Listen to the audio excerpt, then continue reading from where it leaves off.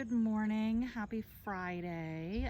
I am continuing on my garden tour this morning. And in order to do that, I want to start with a little bit of lay of the land. So I'm giving you sort of the backyard view here with the lovely circle garden that I've introduced you to before. And I'm standing in the driveway. So the circle garden is right at the end of the driveway. And I'm going to pan over here and you can see we've got the lilacs in the front there, and then the house with sort of the front yard gardens, which I introduced you to recently. So that is to my left. The road is behind me. And then as I come back to the circle garden, I'm now going to take you to the right hand side. This might not look like much, and maybe it's not. Maybe I shouldn't even call it a garden, but let me show you what I'm working with. All right, so I'm gonna actually pan out a little bit here. So let's see, as I come over here, we did set some steps down because we sort of found this walkway.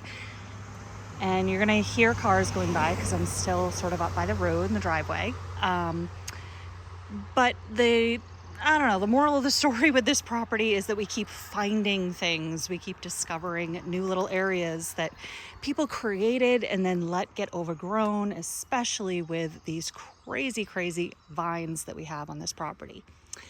So this garden here is what I call the old barn garden, or the barn foundation garden. And why is because if you see this rock wall here and across there, and it actually comes over here, and then there's a whole nother section, and I'll talk about that structure in a minute.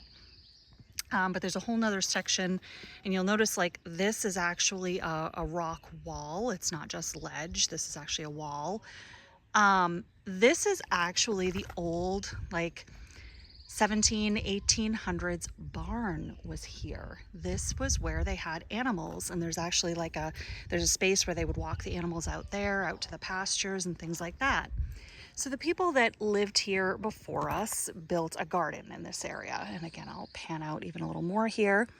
And I'll try to point some things out to you. And I know that maybe at this point I shouldn't even call this a garden because it's so overrun.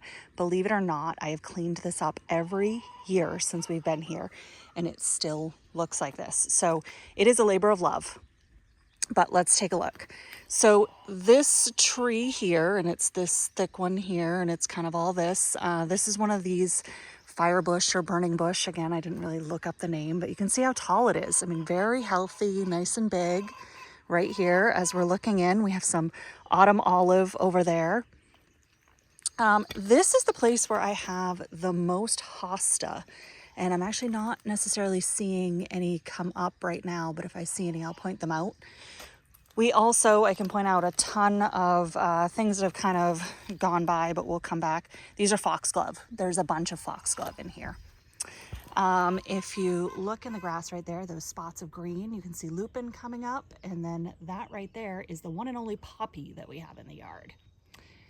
There is also a ton of chives in here that I found. I remember I was stepping around in here and trying to maneuver my way, and all of a sudden I started smelling onions, and I was like, oh my gosh, chive. It was great. So there's definitely stuff planted in here. It's pretty awesome. So this is like the path right here, and then there's flowers and things all along the side here.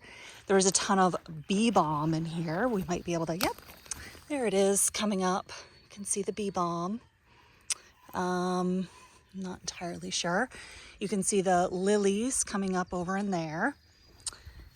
And if we were gonna see some hostas, so this is one of these like big giant leaf hostas. So I love it when this comes up. You can see some more lilies coming up there. We do have some raspberries in here. That's some of the thorns and things. And like I said, every year I try to clean it up. We've got some Siberian iris here. And every year I try to clean it up. And a couple of years ago when I attempted to clean it up, and you can see part of the rock wall back here that was sort of the center spine, I think, of the old barn.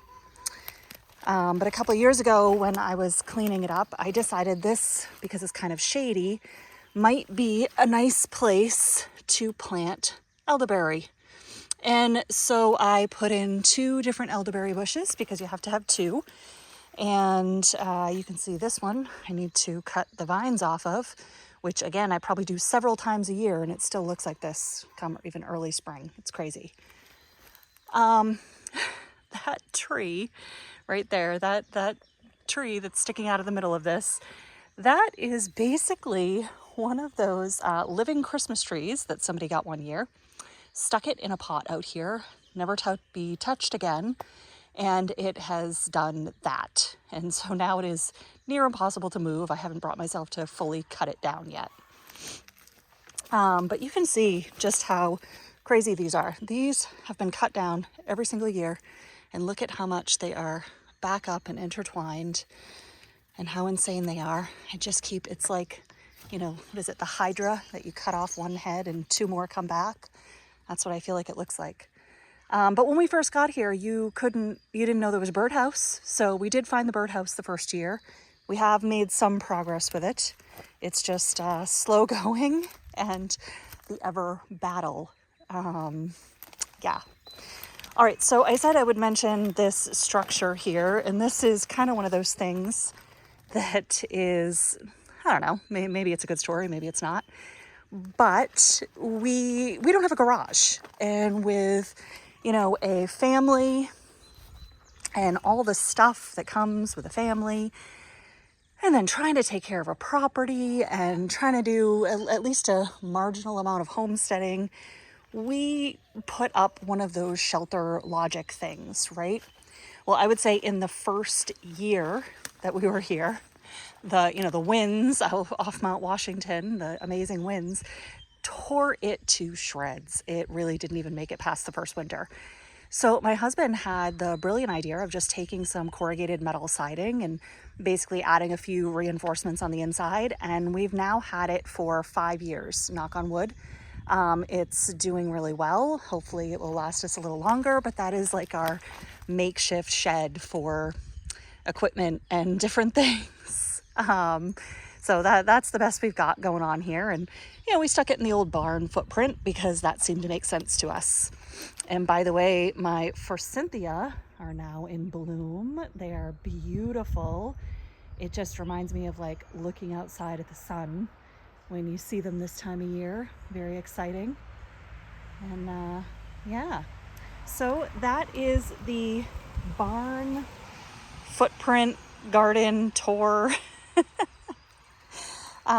You will see progress in this space as the year goes out, although it's probably one of the gardens that I ignore the most just because of the nature of it. I probably, my MO is probably to take an afternoon or a weekend and focus on this, and then maybe clean it up once or twice throughout the summer. But I don't give this one a lot of attention. This is a fairly full shade garden. This one does not get a lot of sun. So yeah, it could be a beautiful space, but it would take a lot more time and attention than what I really have to give. So this is it. All right, have a great weekend. I'm sure I will be back with more tomorrow.